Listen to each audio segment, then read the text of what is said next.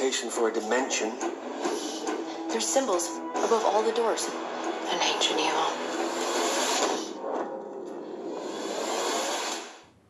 Hello everybody, welcome back to Screenstars. I'm here today to bring you my review for the 2022 horror thriller The Cellar, a film that is written and directed by Brendan Muldowney, and it stars Elisha Cuthbert, Ian Macken and Abby Fitz. Now, this film focuses on a family. It's based in Ireland as well. This family moves into this new house. It's the same old story, you know, it's gone cheap on an auction, so on and so forth. The mother and the father go off for like a business meeting on the first night in this house. The power goes out, the daughter goes downstairs to try and fix the electrics as per instructed by her mum, and the daughter goes missing. Obviously, the mother and father are desperate then to try and locate where their daughter has gone. So they start uncovering the mystery of this house. And it turns out, in actual fact, there is a history of other people going missing within this house and anybody else connected to it also. Right. What are my thoughts on The Cellar? Well, this is, I think did I watch this on Shudder? I think it was Shudder, yeah. And Shudder has got a decent rep of putting out some, you know, fairly watchable horrors, I suppose. I have to be honest though, guys, I found this a little bit bang average.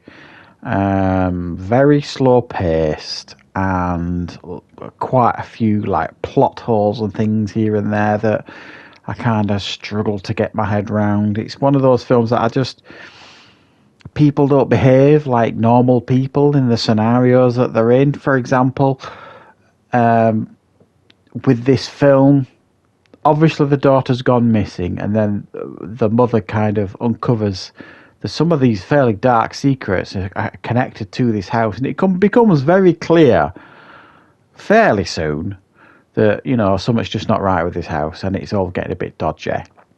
However, they keep leaving their young son, on his own to wander around the house. And he almost goes missing or gets taken more than once. And they still keep letting him out of their sight.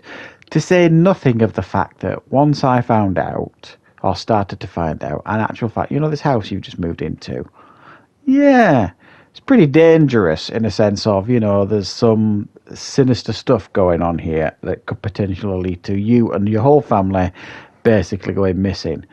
Okay, I'm going to stay in a hotel then, you know, and I'll come back and look for my daughter as and when.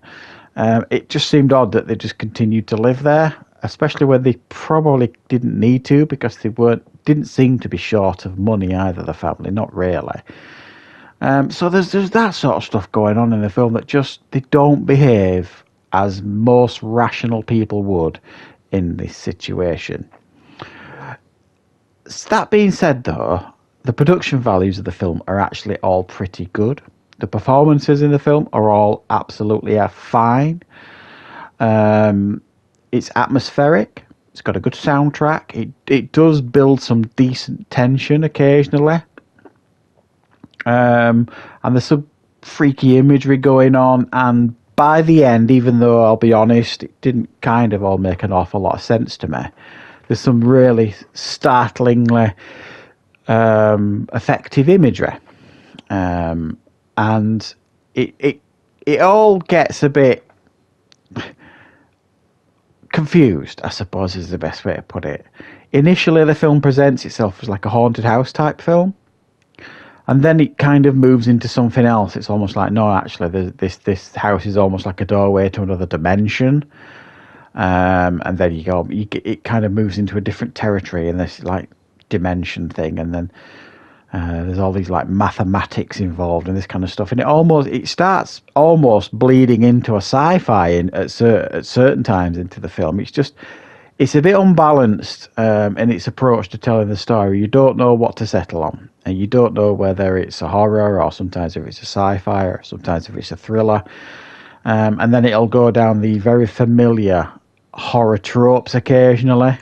And then it'll try and blind you with mathematics to try and convince you it's something else. And then the ending for me was just all a bit patchy and messy.